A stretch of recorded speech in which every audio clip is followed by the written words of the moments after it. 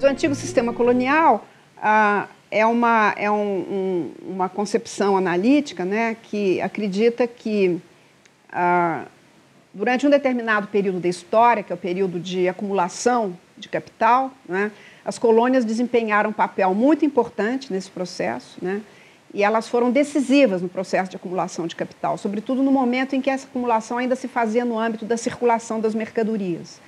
Então, haveria quase que uma espécie de predominância, né, da produção de mercadorias coloniais por parte das colônias, né, e que favoreciam, então, essas mercadorias eram produzidas a preços relativamente baixos e vendidas a preços mais altos nos centros metropolitanos, né, e acabaram propulsionando a acumulação de capital nos centros mais importantes. Quem saiu ganhando disso tudo foi a Inglaterra, né, e o processo de industrialização da Inglaterra. Então, é um processo que foi analisado por vários autores, mas que ganhou grande densidade nos estudos do Marx sobre a acumulação primitiva de capital. E tanto Caio Prado Júnior quanto Fernando Novaes foram além, né, disso, sobretudo Fernando Novaes, mostrando como que essas relações são dialéticas. Então, as colônias, elas surgem para serem exploradas, mas na medida em que elas se desenvolvem, elas criam seus mercados internos, né, e acabam tendendo a se tornar independentes e a desenvolver interesses diferentes. Então, muita gente fala, mas as relações entre metrópole e colônia são dicotômicas. Elas não são dicotômicas, elas são dialéticas, né? E foi dentro disso que a gente procurou, então, expandir, e ficou mais ou menos claro para nós que o período do antigo sistema colonial, de vigência do antigo sistema colonial, ele é histórico, ele tem uma cronologia que é, sobretudo, válido, esse conceito, né, essa concepção, ela é válida, sobretudo, para a segunda metade do século XVII até o começo do século XIX, né, e que a montagem da colonização, ela obedece a outras lógicas, a religião, e daí uma ênfase muito grande a religião como um dos pilares da expansão marítima portuguesa. Isso não é novo, né? Outros historiadores já tinham falado disso e continuam falando. Tem um grande historiador italiano, Giuseppe Marcotti, que trabalha com isso. O que eu acredito que é novo é a maneira como nós articulamos as diferentes instâncias, religião, política, cultura, sociedade e economia. Nosso esforço foi de tentar pegar todo o âmbito do Império Português e ver até que ponto a ideia de antigo sistema colonial, não é, se mantinha, não é, como um instrumento analítico importante para se entender o Império Português.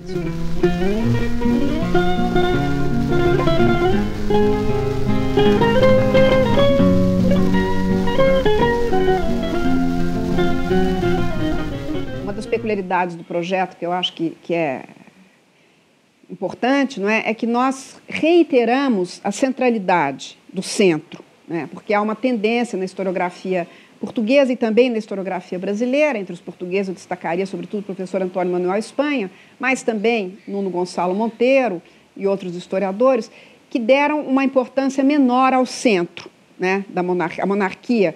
Então, a metrópole, ela não tem tanta importância, a própria ideia de metrópole-colônia é discutidíssima, contestadíssima. Hoje em dia, nós mesmos discutimos, mas achamos que é operacional, que vale a pena continuar, mesmo didaticamente, utilizando como partida essas concepções.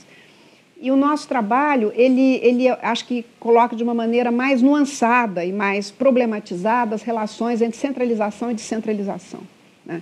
Então, nas interpretações do professor Espanha, mais sobretudo do professor Espanha, mas também algumas do professor Nuno Monteiro, o centro não tem tanta importância, não é? Para nós, o centro continua tendo importância, mas o que é importante também é como localmente determinados poderes se instituem, então nas câmaras municipais, nas oligarquias locais. Ao fim e ao cabo, eles obedecem às diretrizes metropolitanas ou ao poder real, né, monárquico em Portugal. Ao longo dos tempos, acaba havendo uma certa autonomia. Acontece no nível político a mesma coisa que o Fernando Novaes, ou muito semelhante ao que o Fernando Novaes analisara no que diz respeito à economia. Quer dizer, as colônias, elas surgem para serem exploradas e aos poucos elas se autonomizam.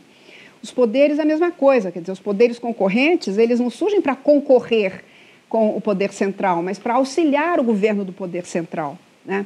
E aos poucos, em algumas regiões, dependendo do tipo de vida ou de contexto histórico, social e econômico que se desenvolve, né, nas diferentes regiões, eles acabam sendo concorrentes ao poder central, né.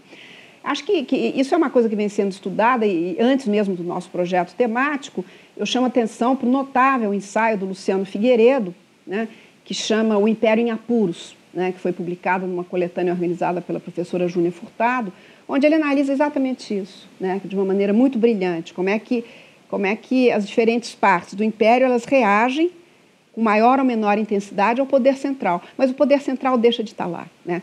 Acho que a nossa discordância com relação a esses historiadores portugueses, que são importantíssimos, inclusive para nós, é que eles consideram o centro excessivamente descerebrado, quer dizer, no limite, se eu fosse exagerar um pouco, quase que não há centro. Nós preservamos a ideia do centro, né, e, ao mesmo tempo, examinamos a dialética entre o centro e os poderes locais. Eu acho que isso nós conseguimos ajustar de uma maneira bastante interessante. Agora, eu acredito que em história tudo é trabalho work in progress, né? Então, nós não temos a menor pretensão de dizermos a última palavra. É bom que não digamos, inclusive, porque isso significa estagnação. Todo mundo que se aferra muito às suas ideias é porque só tem uma ideia, né? Então, a gente quer que muitas outras ideias surjam e que isso, inclusive, possa ser discutido por outros historiadores.